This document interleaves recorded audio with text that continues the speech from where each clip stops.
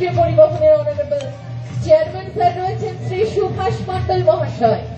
অত্যন্ত আনন্দের সাথে ওনাদেরকে আহ্বান জানাই আজকের এই মঞ্চে। রাজ্যের মাননীয় মন্ত্রী শ্রী প্রদীপ মজুমদার মহাশয়। বর্ণময় উদ্বোধনী অনুষ্ঠানের মধ্যে দিয়ে শুরু হলো উচ্চারণ উৎসব 2025। 19 জানুয়ারি থেকে শুরু হওয়া এই উৎসব চলবে আগামী 26 জানুয়ারি পর্যন্ত। প্রদীপ প্রজ্বলন করে এই মেলার এবং উৎসবের উদ্বোধন করলেন রাজ্যের পঞ্চায়েত ও গ্রাম উন্নয়ন দপ্তরের মন্ত্রী প্রদীপ মজুমদার। এছাড়াও উপস্থিত ছিলেন দক্ষিণবঙ্গ রাষ্ট্রীয় পরিবহন সংস্থার চেয়ারম্যান সুভাষ মণ্ডল, গোঘাট বিধানসভার প্রাক্তন বিধায়ক মানুষ মজুমদার, পূর্ব বর্ধমান জেলা পরিষদের অধ্যক্ষ অপার্থিব ইসলাম সহ অন্যান্য মানুষজন। প্রত্যেক দিন বিকেল 3টে থেকে রাত্রি 9:30 পর্যন্ত এই উৎসব চলবে বলে জানিয়েছেন উৎসব কমিটির অন্যতম উদ্যোক্তা গফুর আলী খান। এদিন উৎসবের অনুষ্ঠান মঞ্চ থেকে 2000 মানুষকে শীতের উপহার শাল তুলে দেওয়া হলো।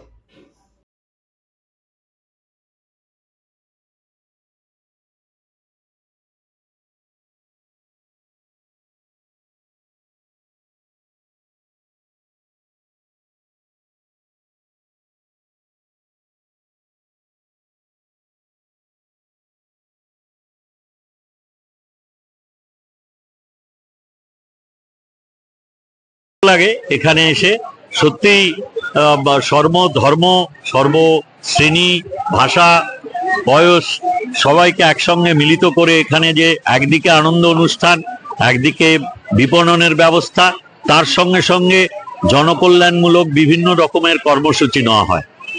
মঞ্চে আগে দেখেছি বিভিন্ন ধর্মের যারা যাচক তাদের হাতে সহায়তা তুলে দিতে, আজ দেখলাম তাদের শীতবস্ত্র দিয়ে সম্মান জানানো হলো।